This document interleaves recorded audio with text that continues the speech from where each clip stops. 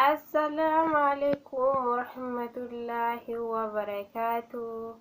Akkam nagaa jirra jirtu obboleeyyan koo kan dabalaa show jalatti argamtan akkam aafiyaan baga nagaan jiraattan jirumaa fakkaatti ana bira bareedduudhaan isiniin jedhaa shamaa harka fuune warroonni amantaa biraa jalatti argamtan naga jirtu baga nagaan jiraattaniin isiniin jedha. Anis jira obboleettiin teessanii akkasuma warroota amantaa musliimaatiif baga Jum'aan ittiin isin gahee isin jenna kan torbaanii kan 15 kan milkii kan rizqii rabbi nuuf haa godhu isin jenna obboleeyyan kan koo qarqaalii baga itti geettani baga waleenuu itti geenneen isiniin jedha.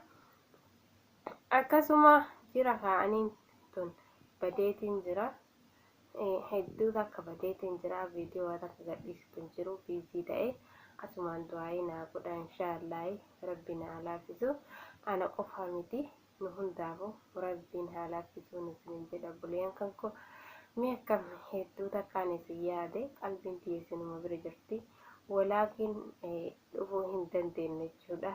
Alhamdulillahi rabbil alamin ammaan ufituun rabbii keenya galanne haa ga'u yeroo manutti mijattee yeroo inshaallah irratti arganne dhufna.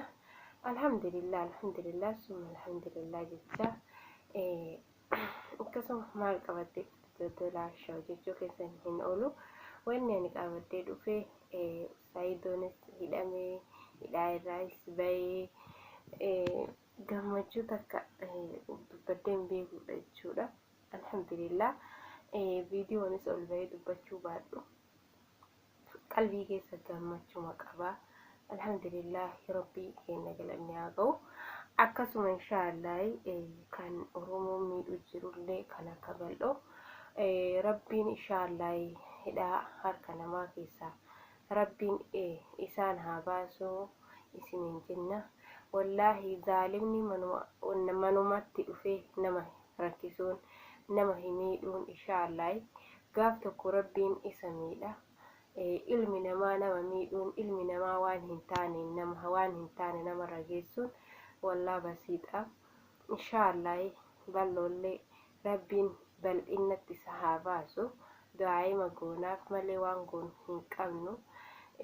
Warroonni achi keessaallee garuu taa'aa jiranii namni kun rakkina keessa kan jiru taa'aa jiran jennee murteessuu hin dandeenyu.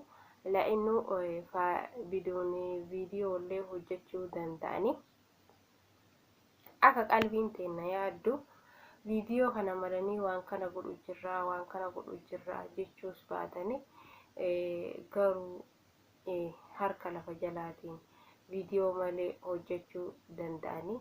Kanaafiyyuu waan isaan irrallee kennee waan bahaari maaliif bal'oo bira dhaabachuu diideellee jechuu hin dandeenyu maaliif dirqama viidiyoodhaan nu argisiisuu hin qabani. Kanaafiyyuu jechuudha inshaallah rabbiin warra isa birallee dhaabate rabbiin isaan haa gargaaru. Rabbiin wallahi inshaallah osoo ittiin dheeressin daddafatti rabbiin bal'oo haa dhaqqabu. Wallahi rabbiin yoo nama hin miidhini harki namaa nama miidhe uummata akka nama godhuu hin danda'u jechuudha obboleeyyan kan koo. Achirraa kan hafe jiddumaanuu jechuudha viidiyoo hedduu maruu hin danda'u. Sanumaaf waan qabadhee dhufu hundaayyuu gabaabsee garanumas isinitti himachuu kiyya. Asumaanuu saayidoo inshaallah baga rabbiin mana hidhaalee siseense baga si baasellee sin jedha obboleessa kiyya qaalii jaalatamaa fi kabajamaa inshaallah ka ilmaan Oromoo biratti jaalatamtu. Inshaallah ka rabbiin waa hundayyuu nama argisiisuun alhamdulillah jechuudha. Namni tokko hin rakkatu hin jedhamu nima rakkata. Rakkatee rakkina keessaallee bahee barnootas argachuu numa barbaachisaadha. Kanumaafuu inshaallah rabbis jaalachise rabbiin Oromoo birattis jaalatama qaba.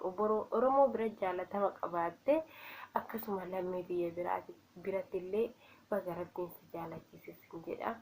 inshaallah jaalala ta'e tana rabbiin dabalee nama hunda birattu siifaa kennu dabalee sin jedha sitti diqqaata.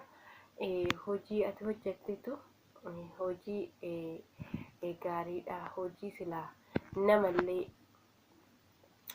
namallee barsiisuudha jechuudha. Silaa namni keenya sirraa barnoota fudhatee gaariidha jechuudha.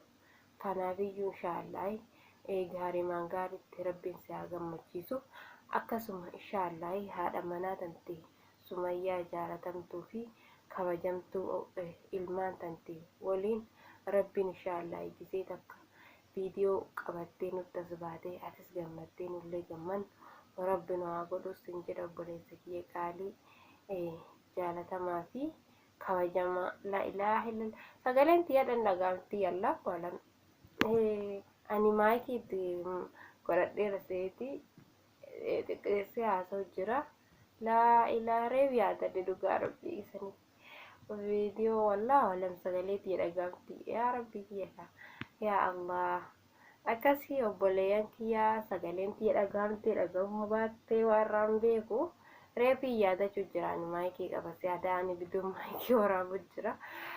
Akkas inshaallah dhagaamte takee giriyoon dhagaamin inshaallah dhageeffadha maaliif gadumaan dhiisachuudha. Maali wallahi lama baara deemee maruu hin danda'u bakanumaa fi akkasii inshaallah rabbiin nuuf haa laaffisu waan nu jabaate kulli Oromoo walii gatteetti tanas rabbi haa qajeelchu. Yaa Oromoo teenya garuma dhabdan dhabdanii nama wal loltan dhabdanii amma kutaa kutaadhaan walii yaa'u jirtan nama hundaa miti inshaallah ka keessumaa gandummaa beekutu nama kana walii oofu jira. Homaa miti inshaallah rabbiin gisee takka isinuma qajeelchaa gisee takka ima rabbiin walii isin deebisa. Nu amma kanaaf jennee inshaallah ijoollee bakka takka teettee Oromoo Arsii Jimmaa Wallaggaa jettee wal hin qoonni tana wal ficcisiisuuf teessanii bakka ho'aa teettanii bakka qabbanooftuu teettanii mukayyafa jala teettanii walissu jettan dalagaa dhabdanii jechuudha. Okay yoo isin akkasi jiraattan miskiidhan gaala jala deemtu miskiinnan akka teennata madaamii jala bakka takka hojjettu akkam taati jarrillee walaaloltu saniif jecha aslan namni wal lolu hin jiru gurra isin calaawu.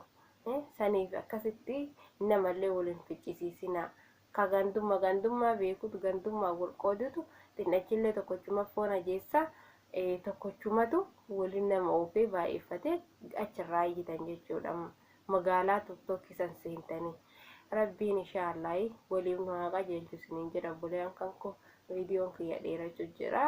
Assalaamu alaikum warahmatullahi wabarakaatuh isiniin jedha. Inshaallah rabbiin nagaa waliin nu haa dabisu.